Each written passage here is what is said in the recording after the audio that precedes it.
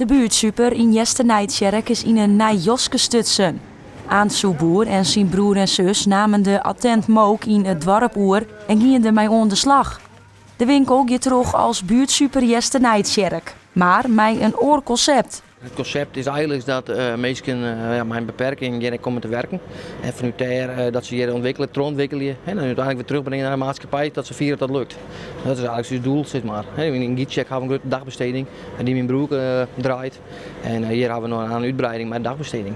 Maar jonken dit nieuwe concept verhoort er een soort in de winkel. Het assortiment is sowieso al een stuk breder. En ik ben eigenlijk bezig met themaboxen.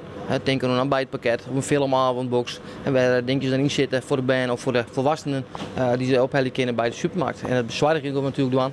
Nou ja, en zo proberen we toch er wat moois van te maken. Het schouders machinaal onder en knallen.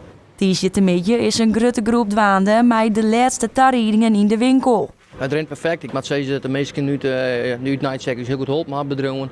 Die eigenlijk echt in hun handjes uit wapen litten en binnen 2 dagen de remor inzetten of met vullen, familieleden die helpen.